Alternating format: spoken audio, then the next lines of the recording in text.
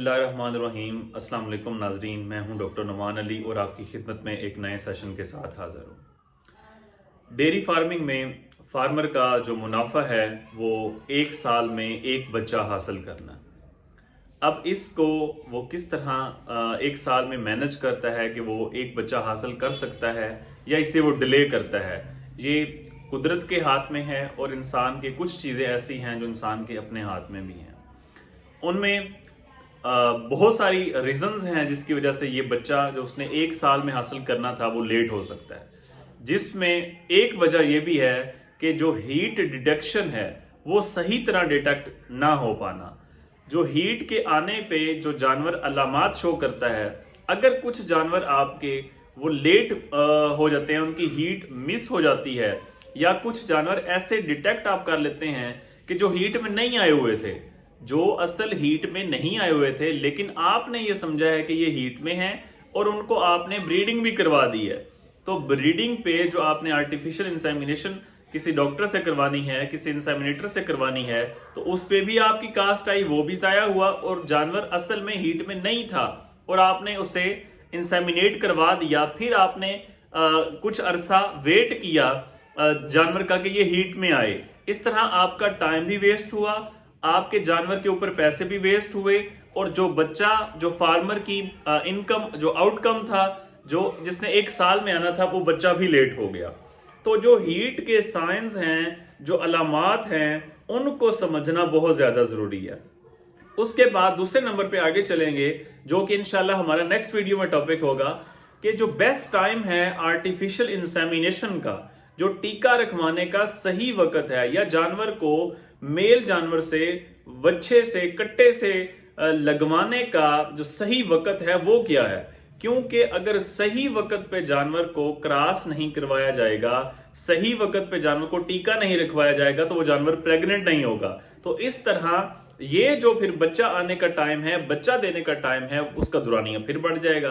तो इस तरह इस दुरानिया को हमने कम कैसे करना है, फार्मर का जो मुनाफा, जो बच्चा उसका हासिल होना है, वो जल्दी हमने कैसे उसे दिलवाना है, उसके लिए सबसे पहले जानवर की जो हीट पे आने की अलामात हैं उनको अच्छे तरीके से नोट करना है। जो सही जानवर हीट पे आया है, हमने उसी को फिर टीका रखवाना है, उसी को हमने क्रॉस करवाना है और फिर उसको सही वक्त पे क्रॉस कब करवाना है, उसका सही वक्त क्या है, इससे हम इस बच्चे को जल्दी अपने टाइम पे हासिल कर सकते हैं। तो उस आज की वीडियो जो है उसका टॉपिक है जानवर जो हीट पे आता है वो अलामात कौन सी जाहिर करता है, कैसे हम कंफर्म कर सकते हैं। जो नेक्स्ट वीडियो होगी इंशाल्लाह उसका टॉपिक होगा कि हमने सही वक्त पे जो क्रॉस करवाना है वो सही वक्त क्या है। तो जो मेन साइन है, जिसे हम कहेंगे कि प्राइमरी साइन है, जिस पे हम ये कंफर्म कर देंगे कि जानवर हीट में है, वो ये है कि जानवर स्टैंड करेगा, खड़ा रहेगा और दूसरे जानवर को अपने ऊपर चढ़ने देगा, जिसको मेडिकल लैंग्वेज में हम टर्म इस्तेमाल करते हैं माउंटिंग। एक जानवर खड़ा हुआ है जो माउंटिंग करवा रहा है, यानी कि उसके ऊपर दूसरा जानवर चढ़ रहा है, तो वो माउंटिंग कर रहा है। तो जो जानवर नीचे है, जो माउंटिंग करवा रहा है, वो जानवर 100% होगा कि ये हीट में आ चुका है। अब यही जानवर हीट में आने से पहले इसकी ये अलामत, जिसको हम कहेंगे ये सेकेंडरी साइन है, ठीक है, ये जानवर दूसरे जानवर के ऊपर माउंट करेगा, दूसरे जानवर के ऊपर चढ़ेगा। तो इस वजह से जो जानवर दूसरे जानवर के ऊपर चढ़ रहा है फार्म के अंदर, तो हमने ये देखना है कि हमने उसको भी अपनी नजर के अंदर रखना है कि हो सकता है कि ये अगले कुछ घंटों के अंदर हीट पे आ जाए, फिर ये दूसरे जानवरों को अलाउ करे कि दूसरे जानवर इसके ऊपर चढ़े। तो जो जानवर नीचे खड़ा हुआ है और जो जानवर उसके ऊपर चढ़ा हुआ है, आपने इन दोनों को अपनी निगरानी में रखना है, ज़ेरे गौर रखना है।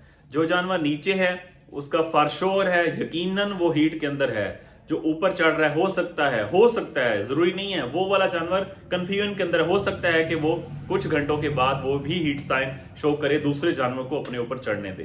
तो जो स्पेसिफिक साइन था, खास साइन था, वो ये है कि जो जानवर अपने ऊपर दूसरे जानवर को चढ़ने दे, यानी कि माउंटिंग करने दे, तो ये जानवर हीट के अंदर है। ये है प्राइमरी साइन, कोर साइन, इससे कंफर्म होगा 90% के ये जानवर हीट के अंदर है।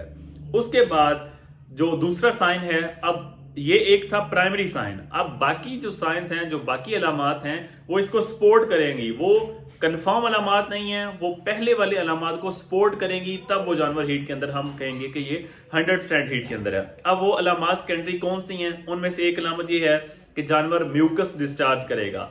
आम अल्फाज में, फार्मर की जुबान में से कहें तो तारें गिराएगा। वो तारें कैसी होंगी? बिल्कुल साफ शफाफ क्रिस्टल क्लियर तारें होंगी, बिल्कुल शीशे की तरह। अगर इसमें कोई कलर आता है, यानी कि पीला कलर आ गया, खून इसमें आ गया, या इस तरह कोई पस वाला जो मटेरियल है पीप की शक्ल में, तो वो सूरत हो सकती है जानवर की यूट्रस के अंदर ये कोई इन्फेक्शन चल रहा है। इस सूरत में हो सकता है मेट्राइटिस हो सकती है, सब क्लिनिकल मेट्राइटिस हो सकती है, क्लिनिकल मेट्राइटिस हो सकती है। तो इस तरह की अलामात जानवर जो वो उसमें शो करेगा किसी इन्फेक्शन की सूरत में। लेकिन अगर क्रिस्टल क्लियर शीशे की तरह की अगर वो तारें गिराता है तो ये अलामत है जानवर हीट में आने की।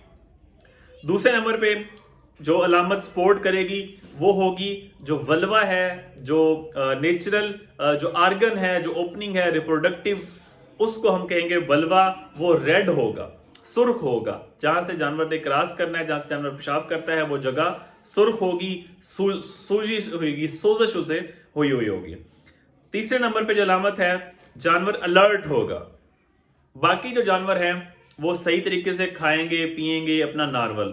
ये जानवर जो है हीट पे आने वाला, ये उस दिन जिस दिन हीट पे आया हुआ है अपनी खुराक कम करेगा, दूध में भी इसकी कमी आएगी और ये अलर्ट होगा। कोई भी आप इसे, इंसान भी इसके करीब से गुजरेंगे तो उसके साथ साथ फार्म में जो लोग फार्म पे काम करते हैं उन लोगों ने अक्सर ये देखा होगा कि अगर इसे खुला छोड़ेंगे जानवर को तो ये इंसानों के साथ साथ चलना शुरू कर देगा। सीटी भी देंगे तो रिस्पांस देगा आपको, इतना अलर्ट ये जानवर होगा। बाकी जानवर अपने मजे से खा पी रहे हैं, जुगाली कर रहे हैं, ये जानवर जो है वो अलर्ट खड़ा हुआ है, वॉक करेगा ज्यादा, तो इसकी वॉक जो है वो भी आपने देखनी है। और जानवर ऐसा लगेगा कि बेचैन सा हुआ है, रेस्टलेसनेस का शिकार है, तो ये भी एक अलामत है जो सपोर्ट करेगी कि जानवर हीट में है। उसके बाद जब मैंने आपको पहली अलामत बताई कि ये माउंटिंग के लिए दूसरे जानवर को अपने ऊपर चढ़ने देगा।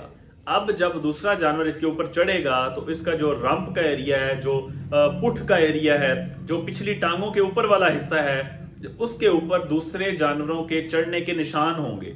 वहां पे गोबर भी लगा हो सकता है, वहां पे इस तरह जो बाल हैं वो भी उतरे हो सकते हैं, वहां पे दूसरे जानवर के खुर के लगने की वजह से कोई ना कोई चोट का निशान भी हो सकता है। तो इससे हम अंदाजा लगा सकते हैं कि दूसरे जानवर इसके ऊपर चढ़े हैं, तो इस वजह से ये अलामत है कि ये जानवर हीट के अंदर है, हम उसे चेक करेंगे। उसके बाद एक और अलामत कि जो जानवर हीट के अंदर है, दूसरे जानवर उसके ऊपर चढ़ने से पहले अपनी जो चिन है, जो अपना मुंह का हिस्सा है, वो उसके रंप वाले एरिया पे, उसकी जो पिछली टांगों का ऊपर वाला हिस्सा है दुम के आगे, वहां पे ठहराएंगे। इसे कहते हैं मेडिकल लैंग्वेज में चिन रेस्टिंग ऑन रंप एरिया। तो जो जानवर हीट के अंदर है, दूसरे जानवर जो अपना मुंह है वो उसके जो पीठ वाला हिस्सा है उसके ऊपर रखेंगे, उसके बाद माउंटिंग करेंगे। तो ये भी एक अलामत है जो शो करती है कि जानवर हीट के अंदर है। उसके बाद जो जानवर हीट के अंदर है वो दूसरे जानवरों की जो पेशाब करने की जगह है उसको सूंघेगा, चाटने की भी कोशिश कर सकता है, रब भी कर सकता है, मसाज जिसे कहते हैं वो कर सकता है, और उसको सूंघेगा। और सूंघने के बाद अपना मुंह जो है वो ऊपर आसमान की तरफ उठाएगा और वहां पे भी अपना मुंह खोल के इशारा करेगा। लिप कर्लिंग जो है, इसे एक टर्म की जाती है, अपने जो मुंह है उसको मरोड़ेगा। तो ये भी एक अलामत है कि ये जानवर हीट के अंदर है।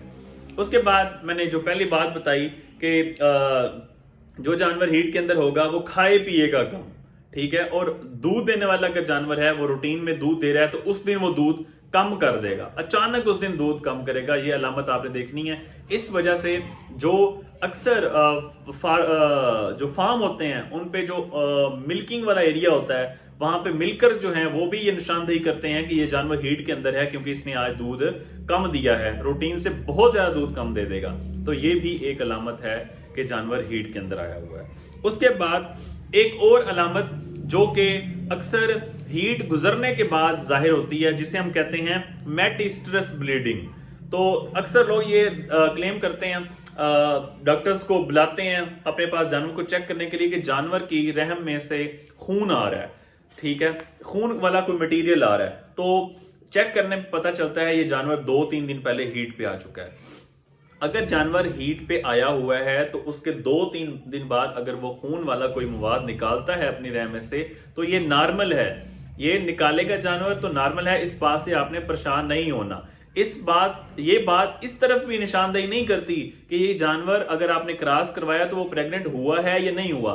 ब्लीडिंग का आना बिल्कुल नॉर्मल है, इससे हम ये अंदाजा नहीं लगा सकते कि ये जानवर क्रॉस जब इसे हमने करवाया या टीका रखवाया तो ये प्रेग्नेंट हो गया है या नहीं हुआ, खून आया है नहीं आया, इससे ये चीज जाहिर नहीं होती कि ये प्रेग्नेंट हुआ है या नहीं हुआ। उसके लिए आपको 20, 21, 22 दिन का वेट करना पड़ेगा, इंतजार करना पड़ेगा, या फिर 2-3 महीने का इंतजार करना पड़ेगा, ताकि जब कंफर्म हो जाए कि ये जानवर प्रेग्नेंट हुआ है, या अल्ट्रासाउंड के जरिए या फिर हाथ के जरिए रेक्टल पल्पेशन करके कोई बंदा आपको बता दे कि ये प्रेग्नेंट हो चुका है या नहीं हुआ। जो ब्लीडिंग का आना है हीट के आने के 2-3 दिन बाद वो नॉर्मल है, उससे ये कंफर्म नहीं होता कि ये जानवर प्रेग्नेंट हो गया है, नहीं हुआ, होगा, नहीं होगा। तो इस चीज पे आपने परेशान नहीं होना।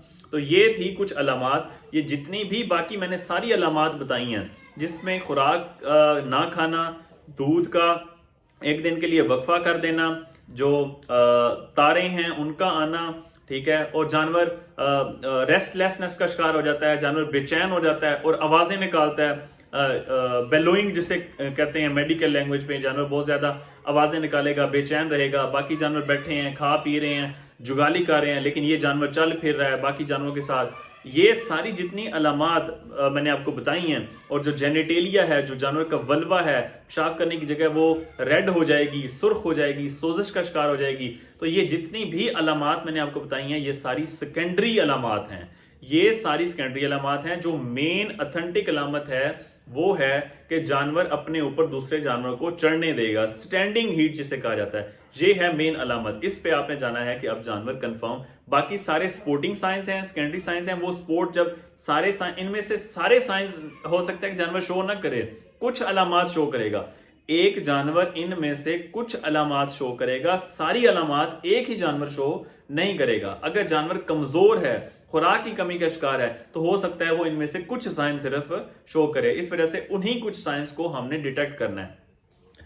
गलत हीट डिटेक्शन की वजह से, यानी कि कोई जानवर हीट में है ही नहीं, उसको हमने क्रॉस करवा दिया, तो शुरू में मैंने बताया कि वो हम नुकसान करेंगे, उसके ऊपर एक्स्ट्रा कास्ट भी लगाएंगे, खर्चा भी करेंगे, टाइम भी हमारा जाया होगा। तो ये वाले अलामात अगर जानवर शो कर रहा है तो वो जानवर हीट के अंदर होगा। अब अगली जो बात आती है कि सही जो टाइम है इंसेमिनेशन का या जानवर को मेल से क्रॉस करवाने का, वो क्या है, ताकि हम, मेन मकसद तो हमारा ये है कि हम टाइम से जानवर को प्रेग्नेंट करें और उससे बच्चा हासिल करें। तो अगला जो टॉपिक है वो होगा कि जानवर का अब सही टाइम क्या। एक बार हमने डिटेक्ट कर लिया, हमें पता चल गया कि ये जानवर हीट में है, अब इसका सही टाइम हमने इसको क्रॉस कब करवाना है या टीका कब रखना है, ताकि वो जानवर प्रेग्नेंट होने के चांसेस जो हैं वो बढ़ जाएं। वो इंशाल्लाह हम नेक्स्ट वीडियो में डिस्कस करेंगे। आज तक के लिए इतना ही, बहुत शुक्रिया।